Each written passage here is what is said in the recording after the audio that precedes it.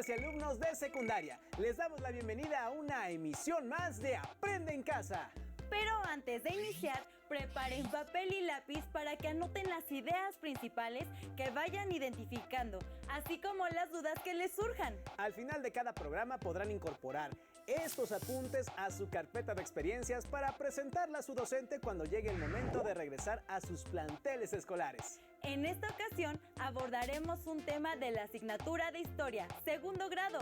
Nos referimos a la época colonial. La colonia o virreinato de la Nueva España comenzó con la derrota de México Tenochtitlan en 1521. Este periodo duró alrededor de 3 siglos. Por eso es tan importante que conozcan qué sucedió aquí durante 300 años. Les sugerimos que pongan mucha atención al video que les vamos a presentar sobre el tema. Noten la manera en que vestían las personas en esa época, qué comían, a qué se dedicaban, cómo estaban organizadas, etc. Cuando terminen de observarlo, será importante que platiquen con sus familiares sobre su contenido. Intercambien opiniones acerca del trato que recibían ciertos sectores de la población, solo por no contar con dinero o nacer en un sector distinto al de los conquistadores. Y reflexionen juntos si el abuso a algún grupo de la población se justifica o no bajo alguna circunstancia. ¡Adelante con el video!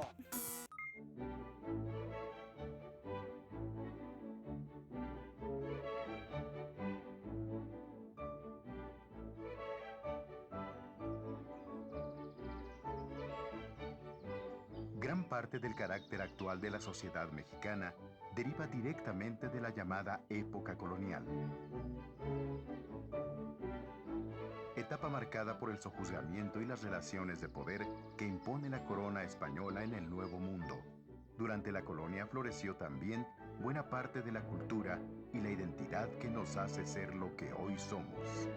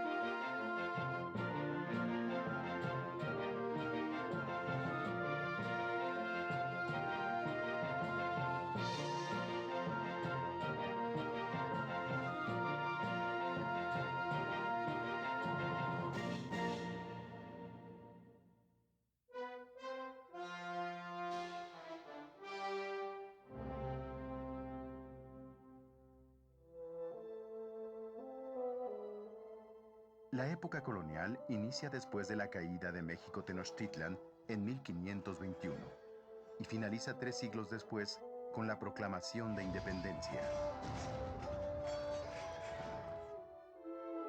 Este periodo, el segundo en la historia de México, abarca los años de la dominación española en los que, bajo el nombre de Nueva España, el país adquiere cohesión política.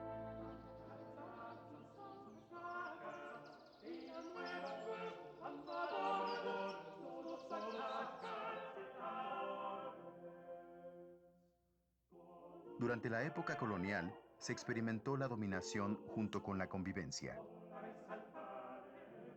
La integración de la cosmovisión europea con la indígena se logró a través de la fuerza, pero también del convencimiento.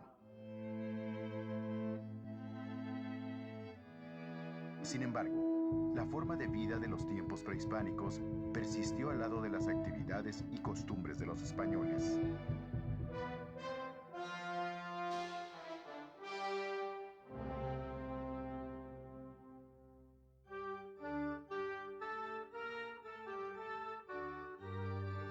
Al finalizar el siglo XV, el anhelo de los reyes de Castilla por participar de manera más activa en los circuitos comerciales que por entonces comenzaban a gestarse desde Europa, los llevó a financiar en 1492 el viaje de Cristóbal Colón en busca de la India.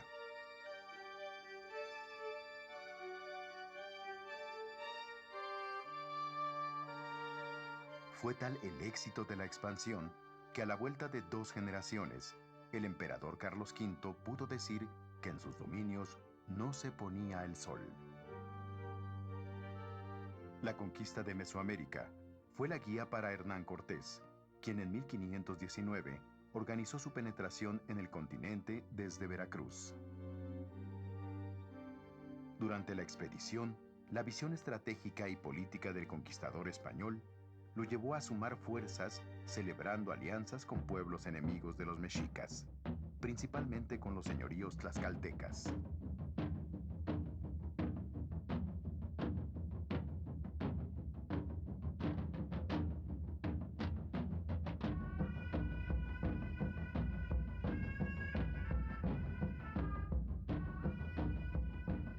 La entrada pacífica de los españoles a México Tenochtitlan se convirtió en una franca ocupación armada.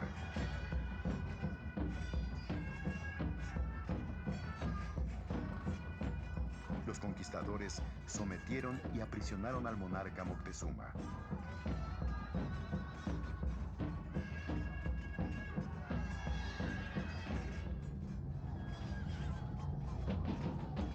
La integridad política de la Triple Alianza comenzó a fracturarse. Al mismo tiempo, no obstante, se generó un movimiento de resistencia que logró expulsar a los españoles y a sus aliados, culminando en el episodio de la Noche Triste. Cuenta Bernal Díaz del Castillo que los soldados españoles entonaron desde entonces este cantar. En Tacuba está Cortés, con su escuadrón esforzado. Triste estaba y muy penoso, triste y con gran cuidado, una mano en la mejilla y la otra en el costado. Por esos días cundió una epidemia de viruela que causó más de 3 millones de fallecimientos entre la población indígena, lo que resultó en grandes bajas para las fuerzas mexicas. Además, los caballos y armas de fuego de los conquistadores les dieron ventaja. Los españoles sitiaron la ciudad. Y un año después, esta cayó con la captura de Cuauhtémoc, su último rey. Vencidos los mexicas, la guerra se extendió entonces a otros señoríos, contra los que los españoles triunfaron no sin dificultad.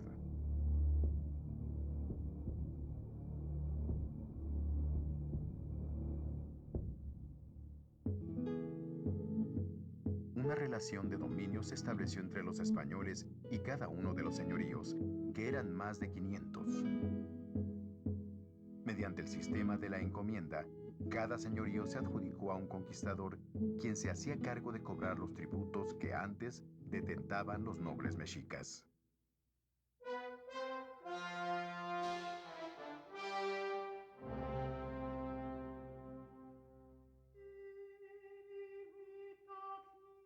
Desde 1530, en el territorio de Mesoamérica, la presencia de los españoles se consolidó al irse reduciendo las actividades bélicas entre conquistadores e indígenas, sobre todo al atenuarse la muy conflictiva pugna entre españoles por el reparto de puestos y posesiones.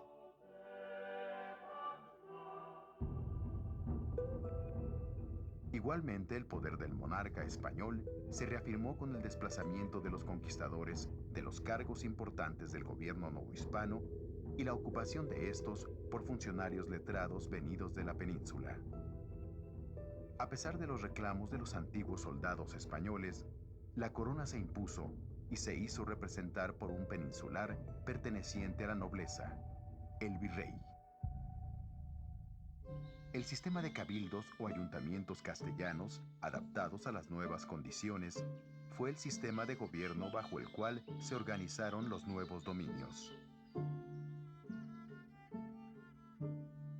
La fijación de impuestos por familia y la disposición de concentrar a la población en asentamientos de tipo urbano alrededor de una plaza central dominada por el ayuntamiento y la iglesia fueron medidas efectivas para el control de la población. Otro elemento decisivo para la imposición del dominio español fue la presencia de la Iglesia Católica en los nuevos territorios. El constante arribo de frailes misioneros desde 1522 permitió que se integraran a los pueblos de indios, donde fundaron iglesias destinadas a un santo específico que se convertiría con el tiempo en el patrón de la comunidad.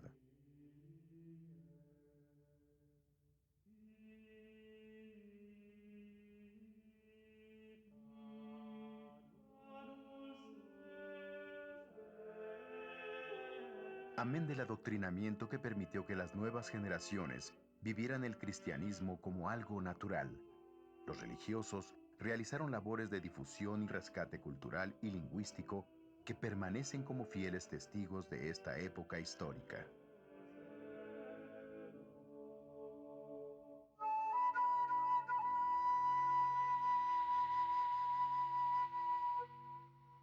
En 1571 se estableció el temido Tribunal del Santo Oficio de la Inquisición, que permaneció durante toda la dominación española en el Nuevo Mundo.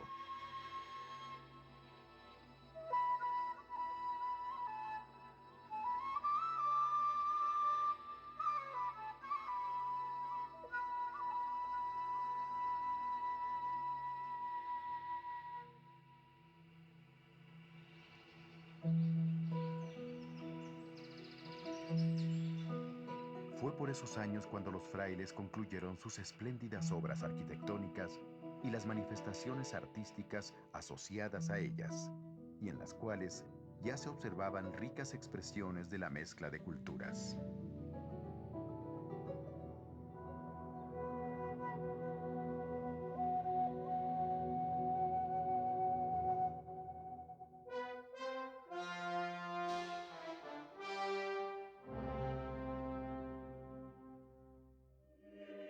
Fray Toribio de Motolinía y Fray Bernardino de Sahagún reafirmaron los aspectos positivos de la obra religiosa de los cristianos al rescatar la vida y el saber de los antiguos mexicanos, con estudios históricos y lingüísticos de gran valor.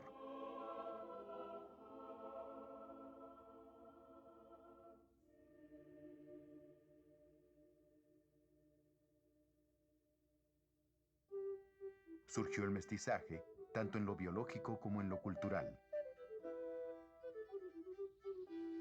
Además, se llevó a cabo la introducción de actividades nuevas en el contexto mesoamericano, como la ganadería, la cría del gusano de seda, la explotación de minas de plata y la siembra de trigo y caña de azúcar.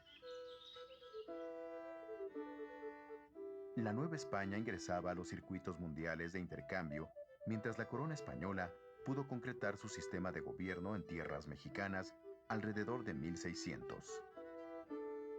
Estaba emergiendo un proyecto de país que recordaba y diferenciaba al que los ibéricos habían dejado atrás en Europa.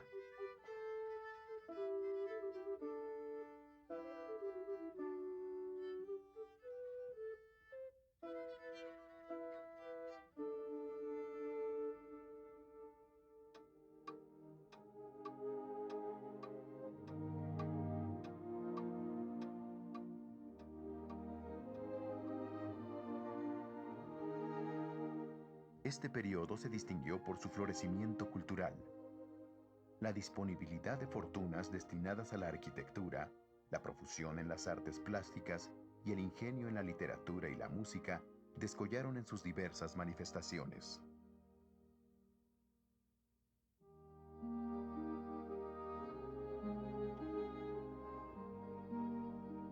Desde el segundo cuarto del siglo XVII, y aunque la religión dominaba el panorama cultural, se produjeron obras tan significativas como las de Sor Juana Inés de la Cruz, con un aliento poético que se puede igualar a los de los grandes literatos del siglo de oro español. Mientras que en el saber científico, la obra de Carlos de Sigüenza y Góngora presentaba nuevos e importantes planteamientos. De esta manera llegaron a la madurez otros elementos culturales con un acento netamente novohispano.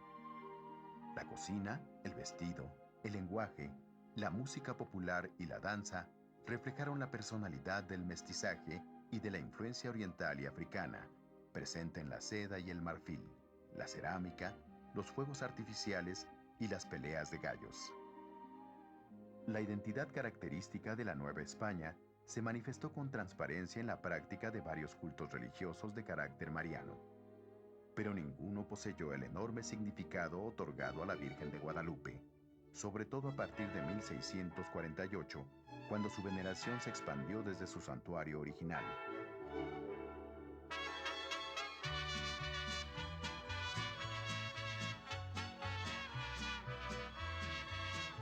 Aún hoy el guadalupanismo permanece y se festeja en toda la República.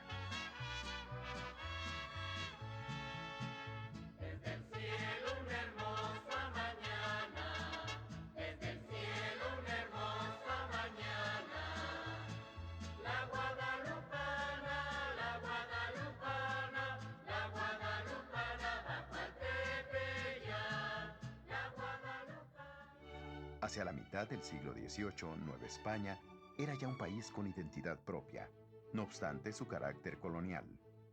Identidad que habría de cristalizar en el México independiente.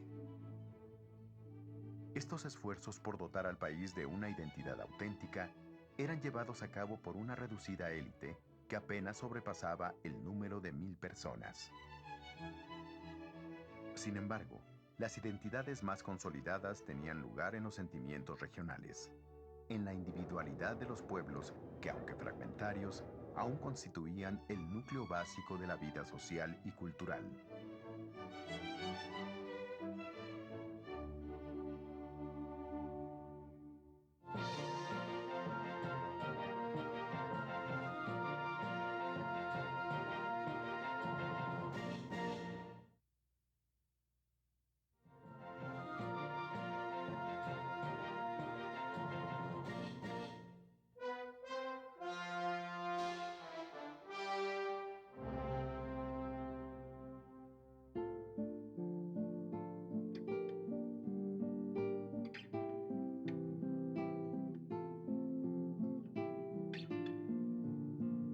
Aunque la población novohispana avanzaba en un proceso de mezcla entre las razas y de pluralidad cultural, en diversos estratos sociales se mantenía la firme separación entre españoles e indios de los primeros tiempos de la conquista.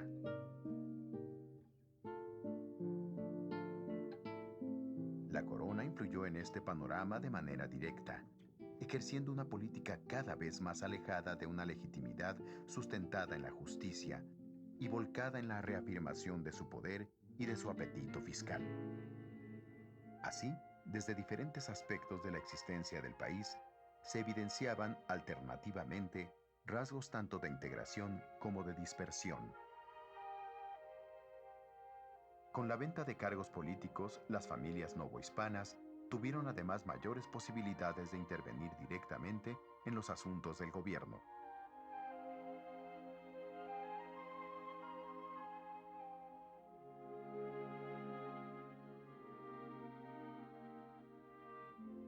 Esto llevó a que durante estos años, los españoles nacidos en Nueva España ascendieran gradualmente hasta obtener mayor influencia tanto en lo administrativo como en lo económico.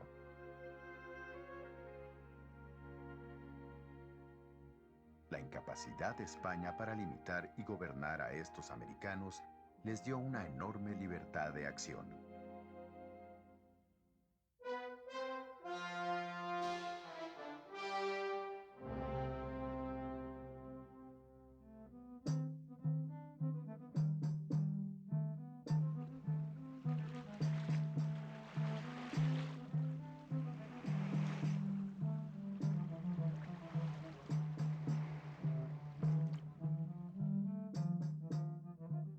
Hacia 1630, y ante el constante asedio marítimo de las potencias europeas emergentes, la plata mexicana dejó de remitirse a España y se destinó a la defensa de otros dominios españoles como Filipinas, Santo Domingo, Florida y Cuba.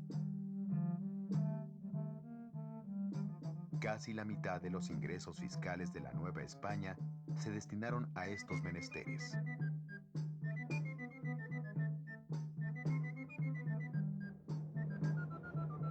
La economía iba adquiriendo rasgos señaladamente locales, gracias sobre todo al surgimiento y conformación de un mercado libre, independiente parte de la práctica tributaria y dirigida a la empresa agrícola en la que se amasaron grandes fortunas. Comenzaron a proliferar las haciendas como una mezcla de propiedad territorial, empresa agropecuaria y asentamiento de la población. La gente de los pueblos de indios acudía a ellas para trabajar libremente y sacudirse el yugo del tributo.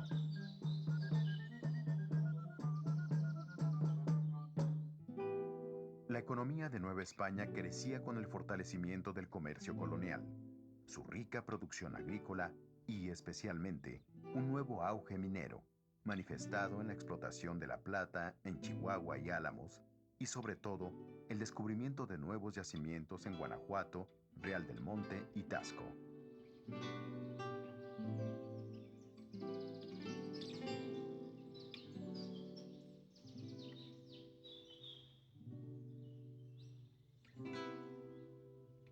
Pero ni esta inagotable riqueza sirvió para detener la crisis de los monarcas. Y pronto, de acuerdo con la política real de venta de oficios públicos, se comenzaron a ofrecer al mejor postor ubicaciones estratégicas dentro del gobierno, como lo fueron las audiencias, las notarías y el cobro de tributos. Rápidamente los criollos mejoraron su posición. No saciada con ello, la corona anunció la posibilidad de poner en venta títulos de nobleza, incrementando la desigualdad y la corrupción en la multiforme sociedad novohispana.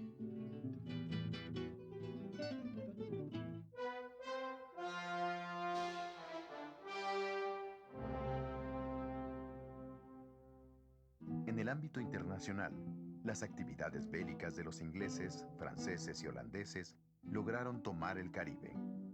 Sus piratas atacaron Veracruz y Campeche hacia 1684.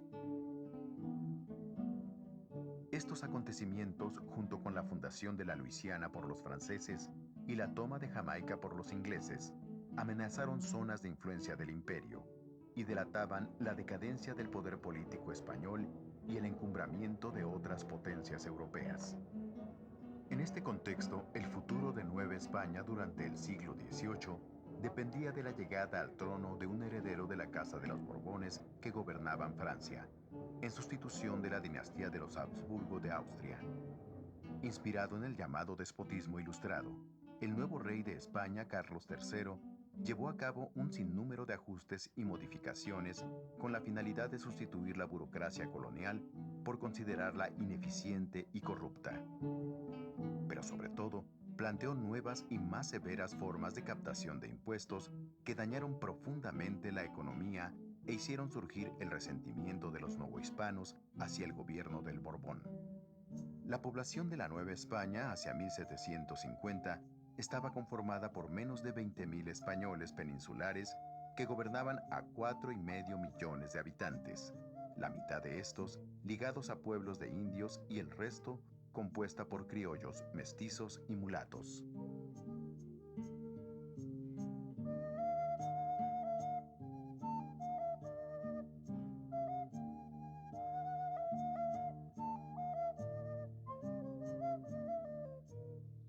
Su configuración continuaba siendo la de un país volcado hacia el interior. La economía, las comunicaciones, la cultura, las manifestaciones artísticas se agrupaban en el altiplano central de México. Durante el siglo XVII se había gozado de una relativa autonomía y una buena parte de la riqueza generada había permanecido en suelo colonial.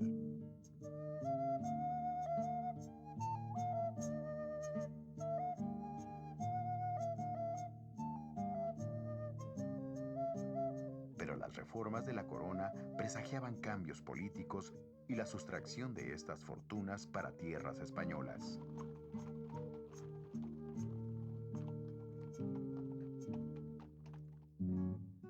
Las medidas manifestaban una intolerancia evidente hacia las posiciones que habían alcanzado los criollos en Nueva España. Las recientes disposiciones no tomaban en cuenta que si la vida de Nueva España era rica, lujosa e ilustrada para unos cuantos, para el grueso de la población era angustiosa e incierta, y las nuevas medidas reforzaban la desigualdad.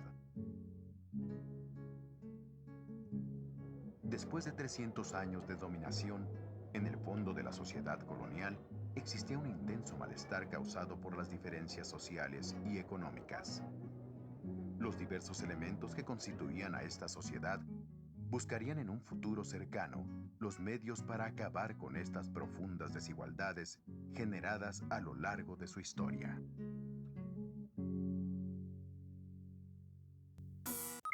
Qué interesante es todo lo que ocurrió durante el periodo colonial. Sin embargo, muchas de las desigualdades sociales propiciaron un levantamiento armado que concluiría con la independencia de México. Para finalizar esta sesión, les proponemos que identifiquen los rasgos de la comida mestiza y cocinen algún platillo. No olviden integrar la receta y sus anotaciones en la carpeta de experiencias. Inviten a sus familiares a sumarse a esta actividad. Cada quien puede preparar algo sencillo y diferente, o pueden hacer un concurso de cocina. Seguramente se divertirán mucho.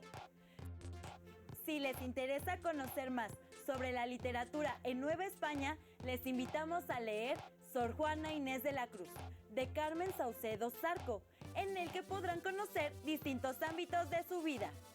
Hemos llegado al final de esta transmisión, pero recuerden que tendremos en breve una nueva cita con la programación de Aprende en Casa. Sigan en sintonía.